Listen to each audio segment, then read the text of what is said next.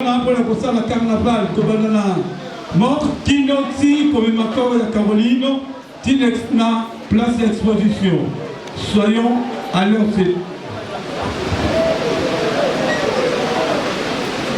Bonsoir. Bonsoir tout le monde.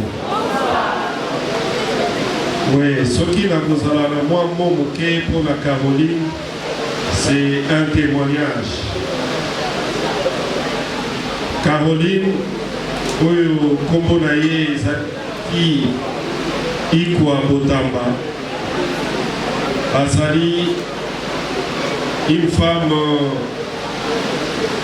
Tiki Bisso, elle était déjà une femme, mais elle était encore une très jeune fille. Na maboko na ngai na kolakisa ye mosala nde azwaki mpe diplôme na ye, et elle était toujours là avec moi. Elle croyait presque à tout ce que je faisais.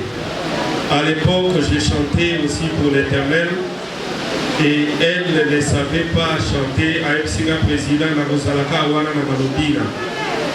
Elle a cru vraiment à moi. Les locaux Yakoti Kakaro, pour ça, elle a veillé mortuaire, et ça pas si bien. Caroline était une fille bien. Nabana nyonso ngana laksi musala aza parmi bararo oyo azalaki non problématique. Et puis bino moko bilobeli awa ekomi kaka nzambe. Ngai namonaki ye dernièrement na Chine, tosololi mpe ayebisika président soki na ye vraiment toro na ozongela barépétition. Et puis subitement namoni ye na Kinshasa azosala balive na ye, azoteka bachenette na ye. Et à ma grande surprise, Mélina m'appelle pour me dire que président Karo a koufi. Karo oyo wapi. Alors dit Karo Betty Ikwa. Nazalaki abasoudi. Nazalaki évasé. Donc la bunga qui katinala. Namoni il y a deux jours, à Rosalaba live, à Zoté Kabadijounae. Subitement la yoki a koufi. Et brisé nga motema. Et brisé ma oyo nyonso to sala nga ba motema makasi. Soki natali ndenge touta tobanda. On était trop jeunes. Trop jeunes. C'était avec moi. Les lots, nous avons salé biso grâce. Moko na moko a fumwa mimwa muke. Bande mosusu bakomi pe na bapoto. Nangongo je pense bazolanda biso en direct. Tobandaki tozalaki batute. On n'était rien. Tobanda kosa la répétition à la maison communale ya Lemba. Tolomwe wana tokomi na je pense toi na Ufulula. Caro faisait les pieds à Outaramakulu na Kauka ti aya na Lemba pour la répétition. Ngai mokope nazalaki en fait j'étais rien. Rien, absolument rien. Nous sommes surtout à la piéton, batamakulu, bateau à souffrir. Mais nous avons na bola munaye à salibiso grâce, à pesibiso moi forme. Tant au cas où tu commis pour expérimenter forme, ne bandependele bangoti kabiso. Quand je parle, na zomo na bangoma Charlène place bazana na Paris, na zomo na vacances, na zomo na badichesse. Molo pa ou États-Unis à Paris pour aller les loin va décoller pour là et ça fait très mal. Yango tout ça là la mabete pour toi y dino bien discuter. Les lendemain personne ne laissé. Je pense que Caro quittait sa maison pour aller donner une vie. Aïba qui vous doutait que ça allait être son dernier jour. Liwa Caro va et bangi na makasi. Biso tomesala kobatala babion toyebi te. Okoki kolala olamuki mpe mosusu felebi na yo te. Nakoprofite ka koloba tolingana tout ça, la maman était pour te aider l'auditeur. Caro était avec nous, c'était la mobilisatrice et la troupe. Hier, nous avons eu la bambou.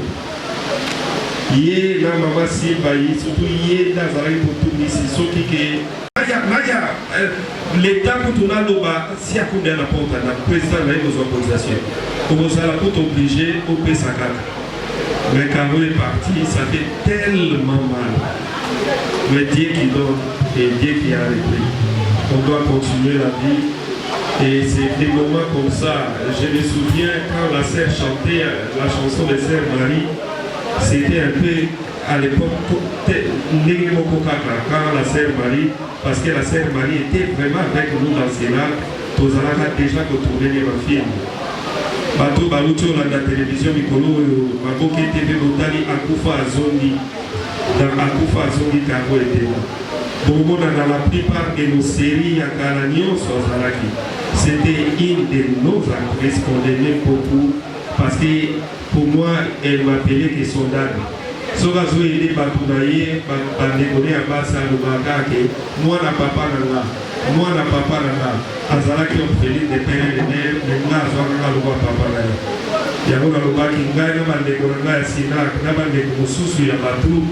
on doit faire un effort d'enterrer Caroline avec honneur. Vraiment, je suis brisé, mais c'est la vie. On doit apprendre qu'à un certain moment, elle va toujours partir. On est ensemble. Merci beaucoup. Nous avons besoin de bonheur.